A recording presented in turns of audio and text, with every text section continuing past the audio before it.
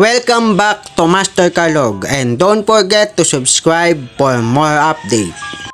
Hearing sa Quadcom, nagkapikunan ang bawat isa, bugso ng galit kaya nagkagulo ito dahil sa kanilang usapin tungkol sa OBP at confidential fund. Pakinggan po natin ang kanilang mga statement at kanilang mga katuwiran at kung bakit sila nagkagulo dito sa loob ng hearing ng Quadcom Committee.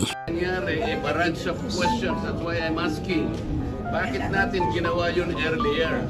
Are we not already respecting a tradition well kept by this House? Disrespect tradition. Hindi nga, pinagtatanong niyo siya eh. Meron pang pratinela, whatever. That is disrespect to the office of the President, Vice President.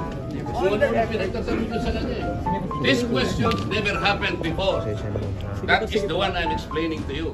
It did not happen before. Now, ang tanong ko po, ba't nangyari po nung nakaraan, nangyayari na naman ngayon?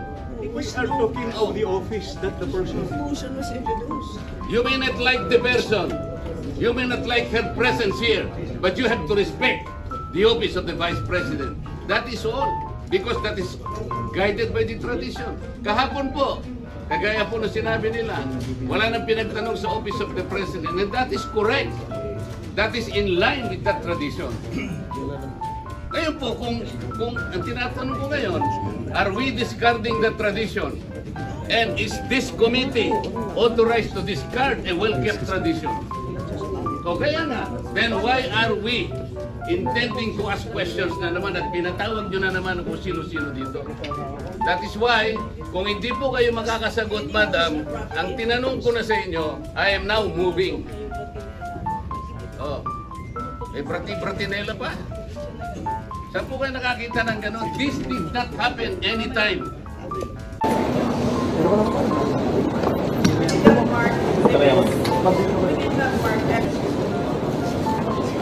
Hindi pwede i-hear. Hindi pwede i-hear.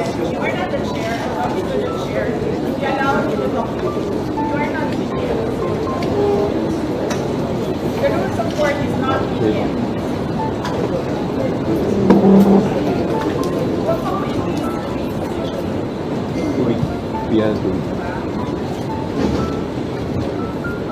Hindi kami naka-point of order, Mr. Chair. Wala kaming kakampi.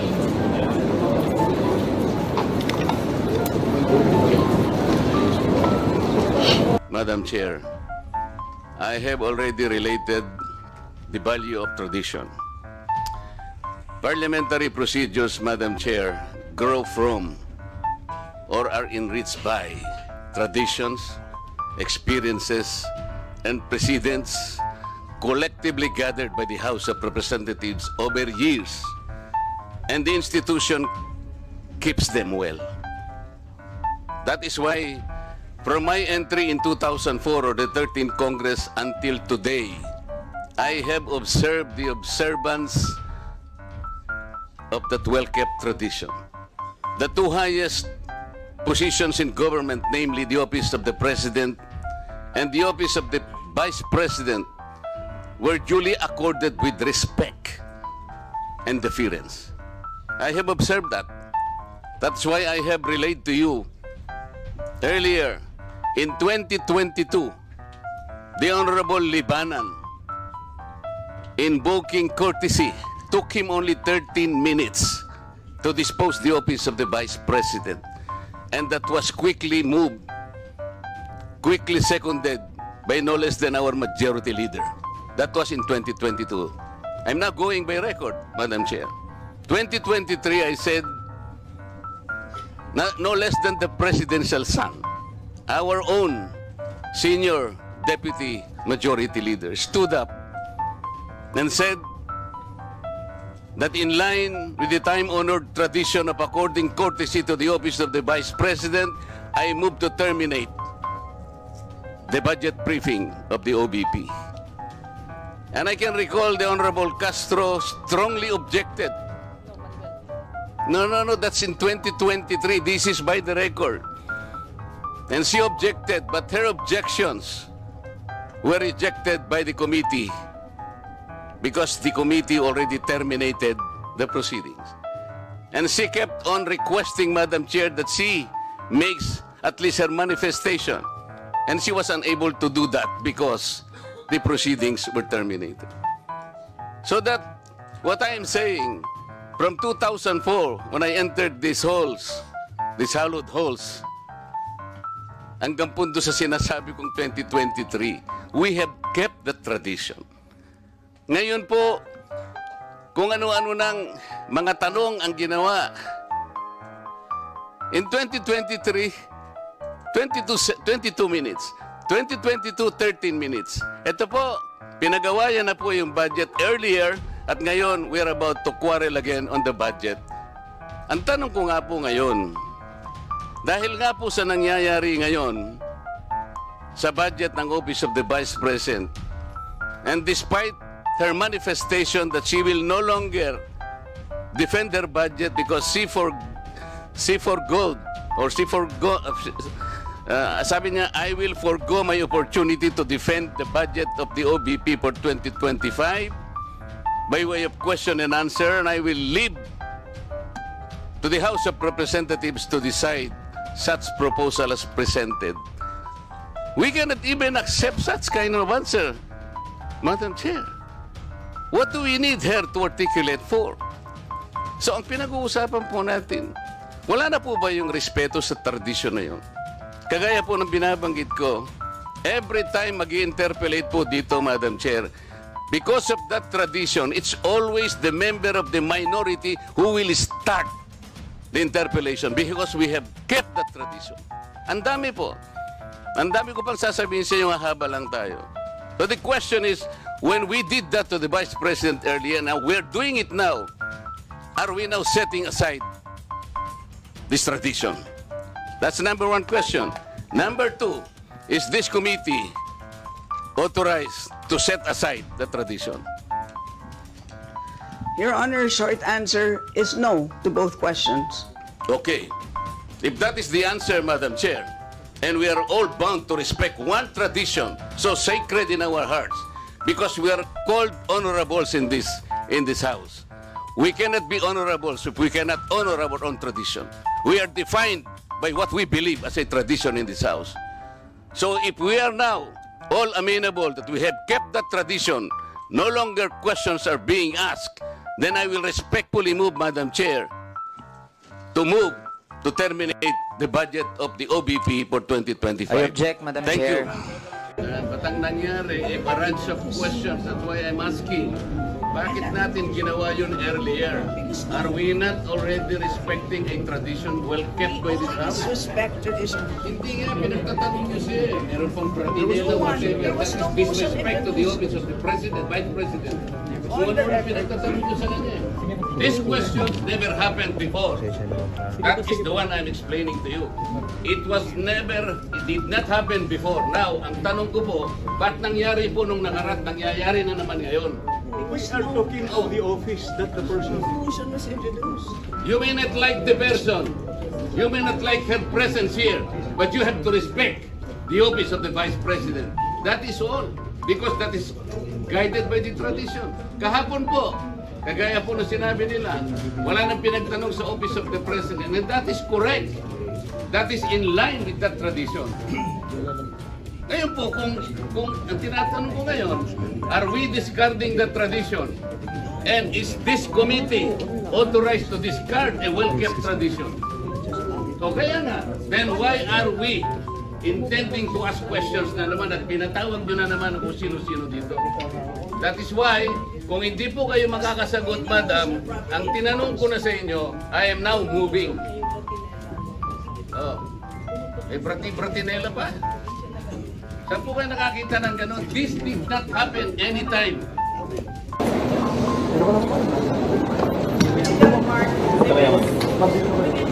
Evidence? Sorry. Yes, sir. But for authority, yes, sir. But wala kayong rules of evidence. Ma'am, dito na kayo. Wala ba? Therefore, the rules of court apply. Hindi pwedeng i-hear. Hindi pwedeng i-hear. You are not the chair. I'm talking to the chair. You allow me to talk to you. You are not the chair. The rules of court is not in here.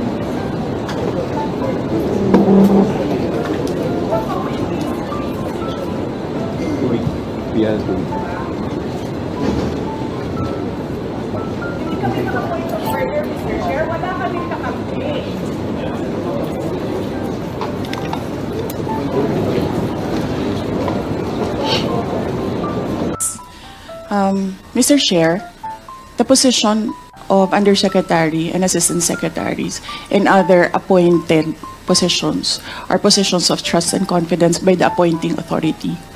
The resignation letters of the USEX and the ASEX of DepEd were accepted by the appointing authority. And who is that? Mr. Chair? The President of the Republic of the Philippines. It is not the Secretary of the Department of Education. So you ask the President of the Republic of the Philippines why he accepted the resignation of the USEX and the ASEX.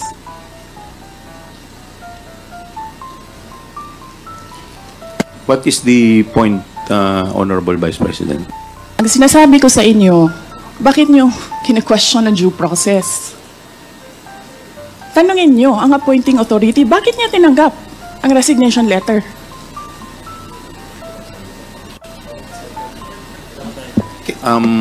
Madam Vice President, Yes, sir. we will, wala pa po tayo dun sa usapin na yun. Sa anong usapin, Later sir? later po sa binabanggit po ninyo. Sa anong Wala usap- pa po tayo sa period of interpellation. Bubuksan ko pa lamang po ang period of interpellation. Yes, sir. Nandun na kayo sa topic. Hindi po tayo nag-i-interpellation ngayon. Madam Vice President, nag-uusap po muna ang mga miyembro. Yes, so, sir. please do respect. Yung Yes, mga, I am very respectful. I am dovetailing from Congressman Marcoleta. The appointing authority is the President of the Republic of the Philippines. Why are you questioning due process in a discussion of resignation of USEX and ASEX? Wala pa pong nagtatanong about that, Madam Vice President. Sir, kinontempt nyo Madam- na, sir, dinetain nyo na yung tao for due process. Madam Vice President, Sir, nasa loob ng detention ang tao because you questioned due process. Asaan ang explanation ng due process ninyo doon? Nasaan? Madam Vice Tinanong President, kita kanina. I'm sorry, sir. Tinanong kita kanina, sino ang appointing authority? USEC ng ASEC. Anong sagot mo? Secretary. Hindi mo pa po- alam. Hindi pa po ako nagsumasagot. Hindi mo. Nakita kita, sumagot. Camera. Kita kita sumagot. Sinabi mo, Secretary. Chairman, motion to Hindi suspend. ninyo alam lahat. 1 minute, ang President. nag-a-appoint One ay minute President. suspension is...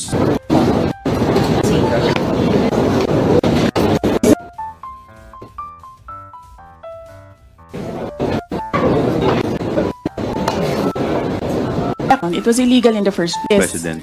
You need to reconsider that extension of your detention. It was illegal in the first place.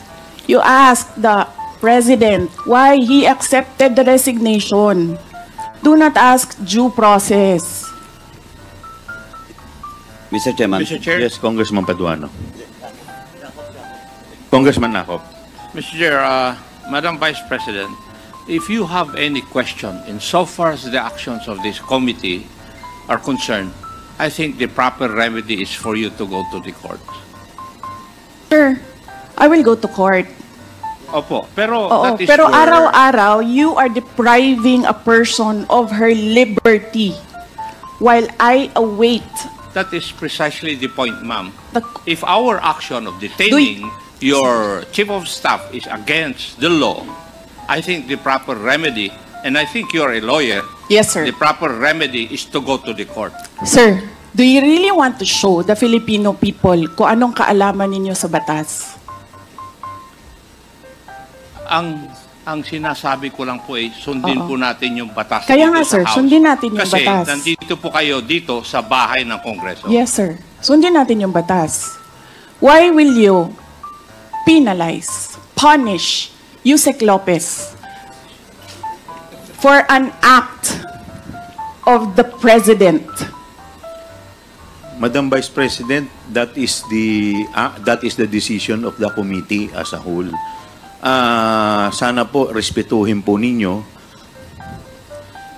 Yes, sir. Kung meron pong Okay. remedy, alam naman po ninyo bilang abogado na tama po yung sinasabi ni Congressman Acop, pwede po tayong mag-file ng relief sa Okay, court. sige, sir. Tinutulungan ko lang kayo, sir, kasi napapahiya ang Pilipinas. Ganito ba ang House of Representatives? Tinutulungan ko lang kayo. Maraming salamat po, Madam Vice President. With all due respect, Yes, Mr. Chair, Congressman I move that we Deputy strike Speaker out. Yeah, I move that we Suarez. strike out that last comment said about the House of Representatives. I don't think that is warranted. Neither is it fair to make statements such as that. So move, Mr. Chair. Second.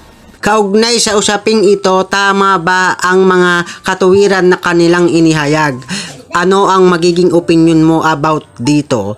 Don't forget to subscribe, like, and share. Thank you.